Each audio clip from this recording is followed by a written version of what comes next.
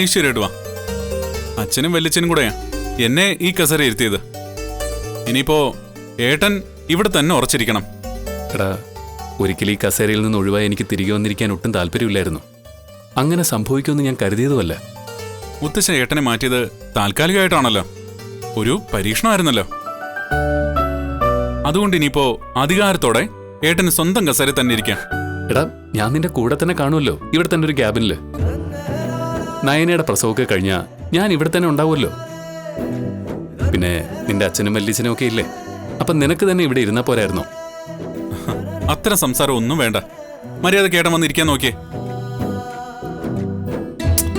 ഏട്ടൻ ഇങ്ങോട്ട് വന്നേ, വാ ഇരിക്കേ.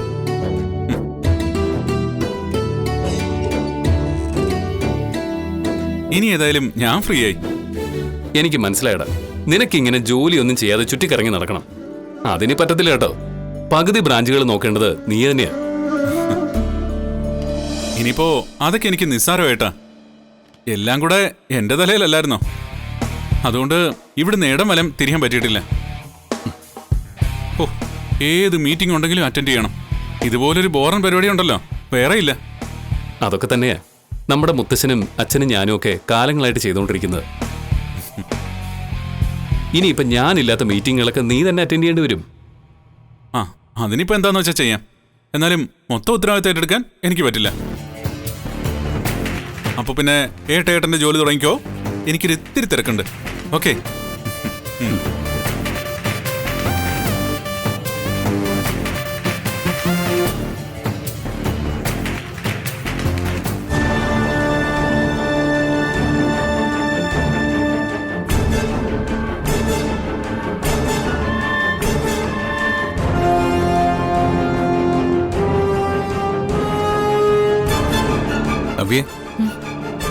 അല്ല, നീ എന്താ ആലോചിച്ചിരിക്കുന്നത്?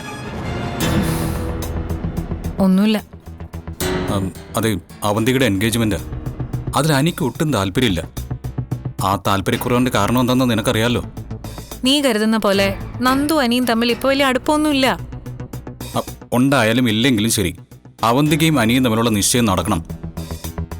നിശ്ചയം നടന്നോണ്ട് കാര്യമില്ലല്ലോ. അനി അവന്തികയുടെ കഴുത്തി താലി കെട്ടണ്ടേ? നിശ്ചയം നടന്നു കഴിഞ്ഞാൽ പിന്നെ അവനെ അവളെ വേണ്ടാന്ന് വെക്കാൻ പറ്റില്ല. എന്തായാലും എന്റെ അനിയത്തി ഇങ്ങോട്ട് വരുന്നതിനോട് എനിക്കൊരു താല്പര്യമില്ല. അതുകൊണ്ട് ഞാൻ ഈ ബന്ധത്തിന് എതിരൊന്നുമല്ല. പക്ഷെ നിന്റെ അനിയത്തിക്ക് നമ്മളേറെ ഇഷ്ടമല്ലല്ലോ. അവള് നമ്മുടെ എതിർപക്ഷത്താണല്ലോ. എങ്കിലും അവൾ എന്റെ പെങ്ങളല്ലേ, നിന്റെ നാത്തൂനല്ലേ. അങ്ങനെ ഒരു സ്നേഹമൊന്നും അവക്കില്ല. ദേ, നീ അതൊന്നും നോക്കണ്ട. അനിയും അവന്തിയും ഒന്നിക്കണം, എനിക്കത്രേ ഉള്ളൂ.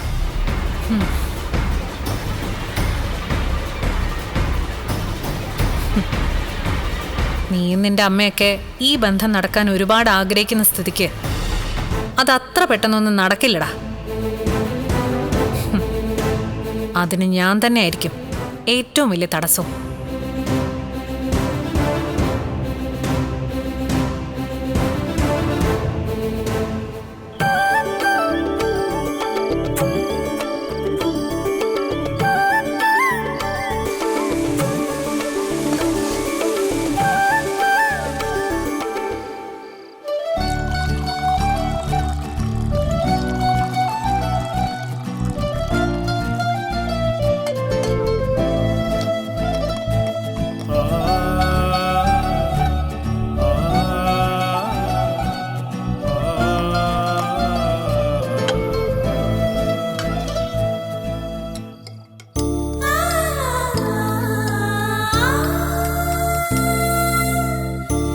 അമ്മ,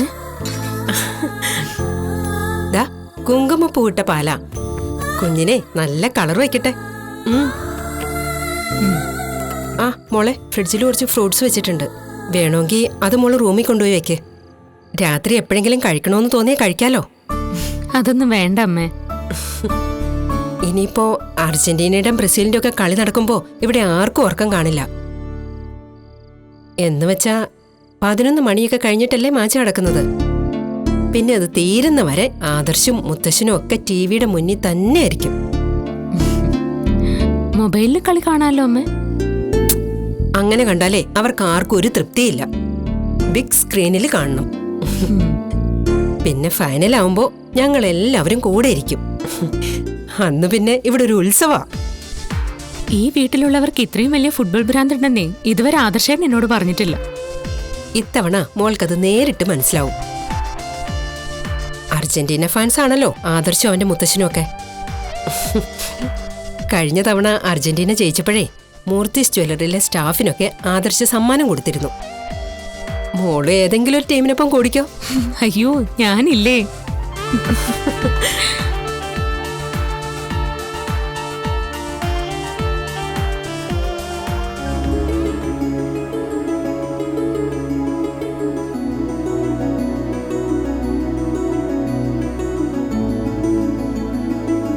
അമ്മ കുങ്കുമപ്പൂയിട്ട പാല് തന്നതാ, കുഞ്ഞിന് നിറം ഉണ്ടാവാൻ വേണ്ടിയിട്ട്.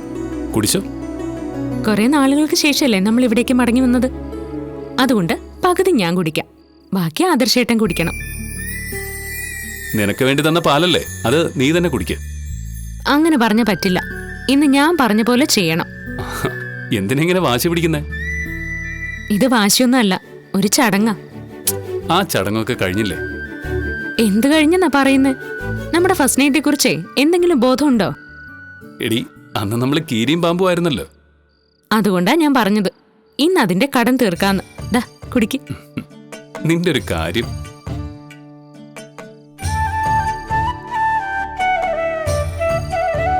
അയ്യോ, കുറച്ചേ കുടിച്ചോളാം. അതൊക്കെ മതി, ചടങ്ങ് കഴിഞ്ഞല്ലോ.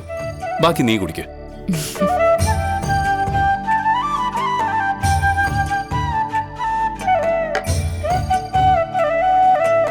അങ്ങനെ ഒരുപാട് നാളുകൾക്ക് ശേഷം നമ്മൾ നമ്മുടെ തറവാട്ടിലേക്ക് തിരിച്ചു വന്നിരിക്കുക.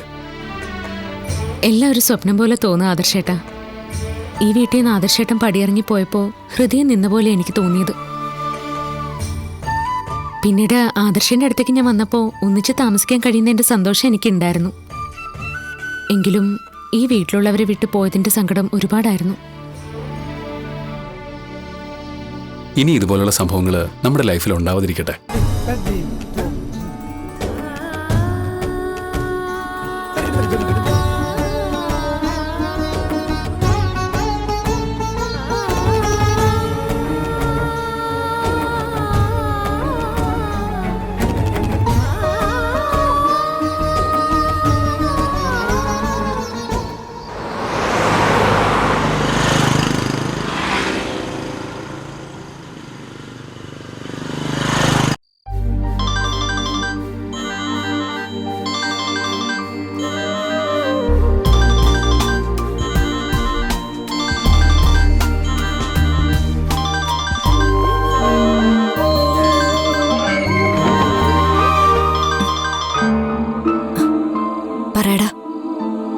എടീ, ഈ എൻഗേജ്മെന്റ് മുടക്കാൻ എന്താടി ഒരു മാർഗം? ഞാൻ ആലോചിച്ചിട്ട് എന്റെ മുന്നിൽ ഒരു മാർഗവും ഇല്ല. ആ, നീ അങ്ങനെ പറഞ്ഞു ഒഴിയാതെ എന്തെങ്കിലും ഒരു ബുദ്ധി ഉപദേശിച്ചതാ. എനിക്ക് വളഞ്ഞ വഴിയൊന്നും അറിയില്ല. നിന്റെ വീട്ടുകാരെല്ലാവരും കൂടി ആലോചിച്ച ബന്ധ എന്ന് മാത്രമല്ല, ദേ ഇവിടെ എന്റെ അച്ഛനും അമ്മയും ചേച്ചിമാരും ഒക്കെ അതിനെ അനുകൂലിക്കുന്ന കൂട്ടത്തിലാ. എടി, എനിക്കിതിന്റെ കാര്യം ആലോചിച്ചിട്ട് ഉറങ്ങാൻ പോലും പറ്റത്തില്ല. ആദർശേട്ടനെ എടുത്തി മടങ്ങി വന്നിട്ട് സന്തോഷത്തിലായിരുന്നു ഞാൻ. ആദർശേട്ടൻ MD സ്ഥാനം ഏറ്റെടുത്തതോടെ ഞാൻ ഫ്രീ ആയെന്ന് പറഞ്ഞല്ലോ. ഇനി നീയുമായിട്ട് അടിച്ചു പൊളിച്ച് നടക്കാന്ന് കരുതിയപ്പോഴാ ഇങ്ങനൊരു തലവേദന എന്നെ തേടി വന്നത്. നിശ്ചയമല്ലേ നടക്കുന്നുള്ളൂ. കല്യാണത്തിന് ഇനിയും ദിവസങ്ങളുണ്ടല്ലോ. നീ എന്താടി പറയുന്നേ? നിശ്ചയം എന്ന് പറഞ്ഞ പകുതി കല്യാണോ? മോതിരമാറ്റം നടത്തിയ പിന്നെ എനിക്ക് അതിൽ നിന്ന് പിന്തിരിയാൻ പറ്റില്ല. എങ്കില് നീ പിന്നെ അവളെ കെട്ടണം. ഇത് കേൾക്കാൻ വേണ്ടിയാണോ ഞാൻ നിന്നെ വിളിച്ചത്? പിന്നെ എനിക്ക് എന്ത് ചെയ്യാൻ പറ്റുമോ? ഇനി എന്തെങ്കിലും ചെയ്തേ പറ്റൂ. ഞാനാണെങ്കിൽ ആകെ സമനില തെറ്റി നടക്കുക. എല്ലാവരോടും ഞാൻ കാല് പിടിച്ച് പറഞ്ഞു ഈ ബന്ധം നടത്തരുതെന്ന്. ആരും കേൾക്കാൻ പോലും തയ്യാറാവുന്നില്ല. ഇന്നത്തെ കാലത്ത് ആണിനും പെണ്ണിനും ഇഷ്ടമല്ലാത്ത ഒരു ബന്ധവും നടക്കില്ല. ഇവിടെ മാത്രം എല്ലാം തലകീഴ. മൂത്തവരെ ബഹുമാനിക്കുകയും അനുസരിക്കുകയും ചെയ്യുന്നതുകൊണ്ട് ഇങ്ങനെ ചില കുഴപ്പങ്ങളുണ്ട് നന്ദു. നമ്മുടെ കാര്യത്തിൽ പലപ്പോഴും ദൈവങ്ങൾ നമുക്കൊപ്പം നിന്നിട്ടുണ്ട്. സമയത്ത് എന്തെങ്കിലും മാർഗം കാണിച്ചു തരുമായിരിക്കൂടാ. അത് തന്നെ എന്റെയും പ്രതീക്ഷ. പക്ഷേ നിശ്ചയമാണെങ്കിൽ വന്ന് കയറുകയും ചെയ്തു. നീ വെച്ചോ, ചിലപ്പോ അമ്മ വരാൻ സാധ്യതയുണ്ട്. ഞാൻ വിളിച്ചോളാം.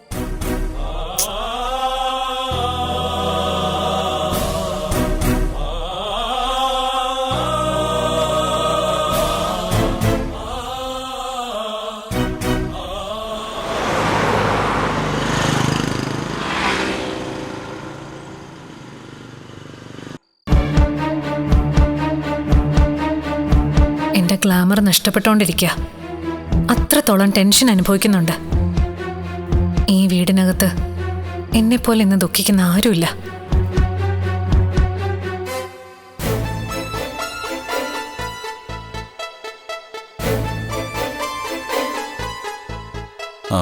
അനിയുടെ MD സ്ഥാനം നഷ്ടപ്പെട്ടതേ വലിയ തിരിച്ചടിയായി. അതെ, തെറ്റുകൾ മാത്രം ചെയ്യുന്ന ആദർശിനെ മുത്തശ്ശൻ തിരിച്ചെടുക്കുകയും ചെയ്തല്ലോ. എന്തായാലും ശരി, ഞാൻ പറഞ്ഞ പോലെ അവന്തികയുടെ നിശ്ചയം ഉടനെ തന്നെ നടക്കണം.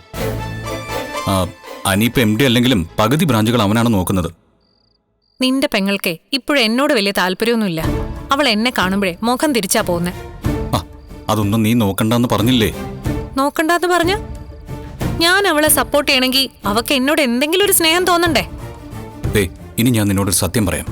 അതൊക്കെ അവളുടെ അഭിനയമാ.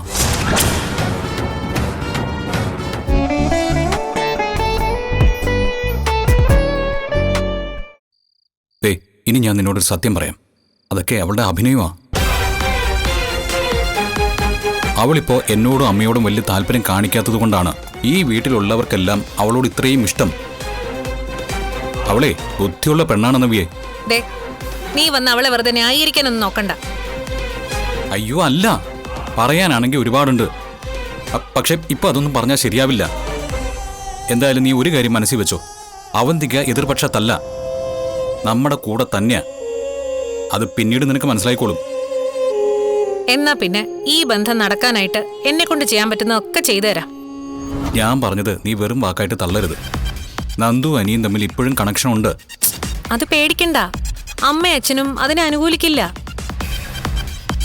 പിന്നെ അനിയുടെ അമ്മ അവളെ ഈ വീട്ടിൽ കയറ്റത്തില്ല എന്ന് പറഞ്ഞ് നിൽക്കുമല്ലേ. പിന്നെ എങ്ങനെ അവര് തമ്മിലുള്ള ബന്ധം നടക്കാനാ? പക്ഷേ നന്ദുവിനോടുള്ള അനിയുടെ ഇഷ്ടം അവന്തികയോടുള്ള ഇഷ്ടക്കേടായിട്ട് മാറരുത്. എനിക്ക് അത്രേ ഉള്ളൂ. എന്തായാലും ഇനിയിപ്പോ നിശ്ചയം മുടക്കാനൊന്നും ആർക്കും പറ്റില്ല. അതുകൊണ്ട് നീ അതോർത്ത് ടെൻഷൻ ആവണ്ട.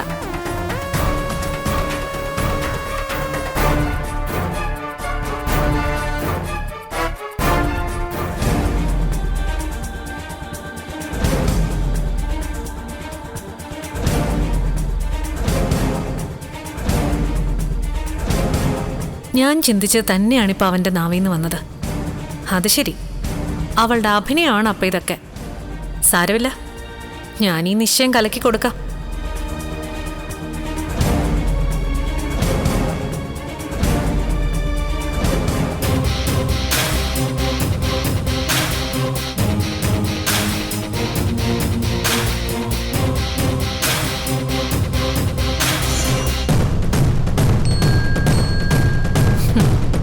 അങ്ങനെ ഇപ്പൊ അവന്റെ പെങ്ങൾ അഭിനയിച്ച് തകർത്തിട്ട് അനിയെ പോലൊരു നല്ല പയ്യന്റെ ജീവിതം ഇല്ലാതാക്കാൻ പാടില്ല.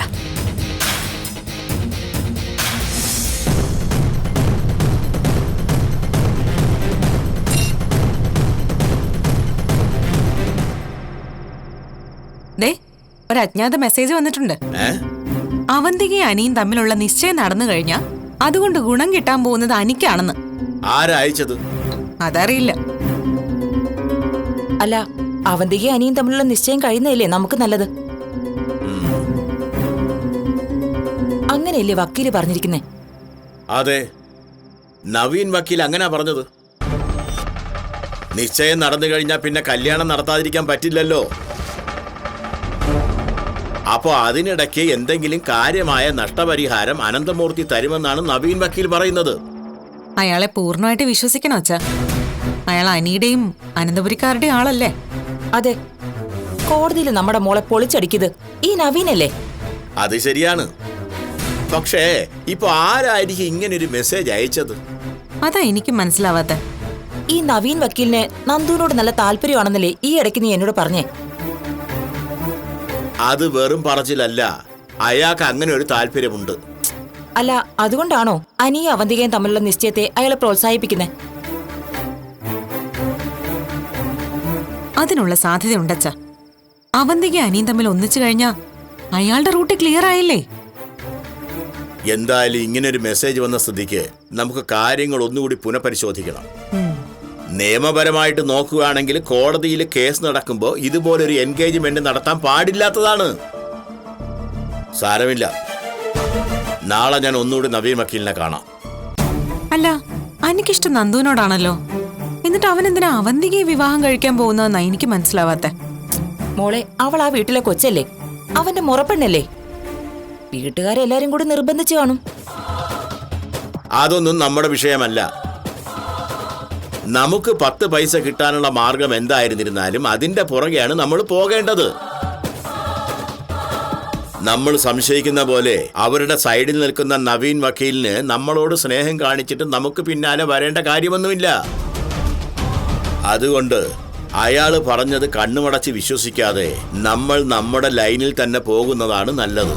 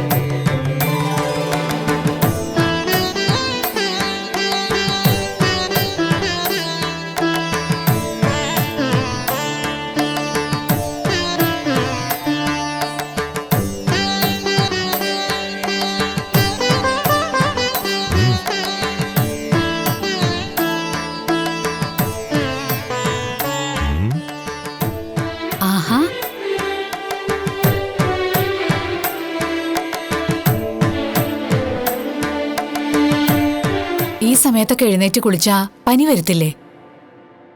നല്ല കാര്യമല്ലേ ചെയ്യുന്നത്? മഹാലക്ഷ്മി അല്ലേ വീട്ടിലേക്ക് വിളിക്കുന്നത്? അതുകൊണ്ട് ഒന്നും സംഭവിക്കില്ല. ഇത്തരം കാഴ്ചകൾ കാണാനല്ലേ അദ്ദേഹം കാത്തിരുന്നേ? ഞാൻ മാത്രമല്ല, താനും. ഇനി എന്തായാലും നിത്യേന ഇത് കാണാം. ഇത് കണ്ടുകൊണ്ട് തന്നെ ഒരു ദിവസം തുടങ്ങുന്നത് ഐശ്വര്യാണ് വസുന്ധരെ. നമുക്ക് നഷ്ടപ്പെട്ട കാലം തിരിച്ചു വന്നു അല്ലേ എന്ന് തന്നെ പറയാം. വാ, നമുക്ക് താഴേക്ക് പോവാം.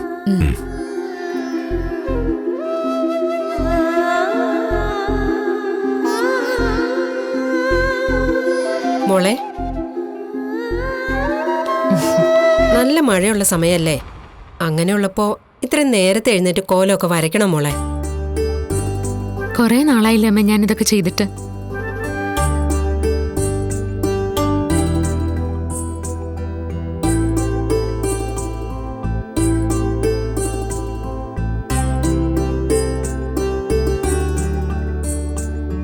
എല്ലാ ദിവസവും ഞാൻ ഈ ജോലിയൊക്കെ ചെയ്യുന്നുണ്ടായിരുന്നു. പക്ഷേ അത് ആർക്കും അത്ര തൃപ്തിയായിട്ടില്ലെന്ന് മാത്രം.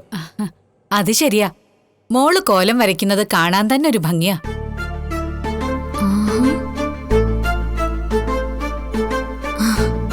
ഇദ്ദേഹത്തിന്റെ ഇത് എന്ത് കോലമാണെന്നായിരിക്കും മോൾ ആലോചിക്കുന്നത്. വേൾഡ് കപ്പ് തുടങ്ങിയല്ലോ മോളെ. അച്ഛനാണെങ്കിൽ അർജന്റീന ഫാൻസും. ആദർശേട്ടൻ പറഞ്ഞു ഇവിടെ ഓരോരുത്തരും ഓരോ ടീമാണെന്ന്. എന്നാലും മുത്തശ്ശൻ ഇങ്ങനെ വേഷം മാറുമെന്ന് ഞാൻ ഒട്ടും കരുതിയില്ല. ഇനി അർജന്റീന ജയിക്കുന്നത് വരെ ഈ വേഷത്തിലായിരിക്കും ഞാൻ നടക്കുക. പുറത്തേക്ക് പോകുമ്പോൾ മാത്രമേ ഈ വേഷം മാറ്റുള്ളൂ. അച്ഛനും ആദർശം ഒരേ ജേഴ്സിക്കാരാ. ആ, ആദർശേട്ടനും അർജന്റീനയുടെ ജേഴ്സി വാങ്ങി വെച്ചിട്ടുണ്ട്. ആ, അനി ബ്രസീലിന്റെ ആളാ. ഇനിയിപ്പോ ബ്രസീലും അർജന്റീനയൊക്കെ തമ്മിൽ കളിയുണ്ടെങ്കിൽ ഇവിടെ ഒരു പൂരമായിരിക്കും. ആ സമയത്ത് ദേ ഈ നിൽക്കുന്ന ആളുണ്ടല്ലോ, പ്രായമൊക്കെ അങ്ങ് മറക്കും. പിന്നെ പിള്ളേരുടെ കൂടെ ഒരേ ചാട്ടമായിരിക്കും.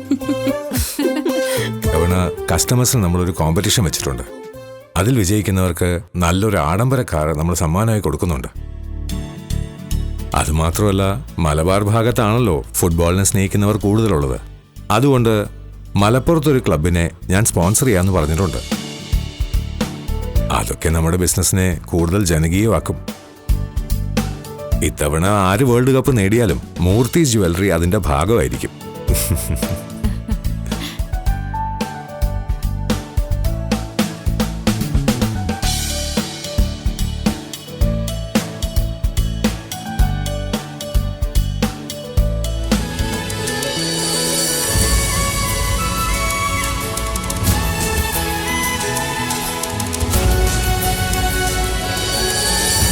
നിർത്ത്. മറ്റൊരു പെണ്ണിന്റെ കയ്യിൽ മോതിരം ഇട്ട് കൊടുക്കുന്നത് എവിടത്തെ ഏർപ്പാടാ സാറേ? അച്ഛാ, എന്തൊക്കെ സംഭവിച്ചാലും ശരി, മുഹൂർത്തം തെറ്റുന്നതിന് മുമ്പ് മോതിരം മാറ്റം നടത്തണം.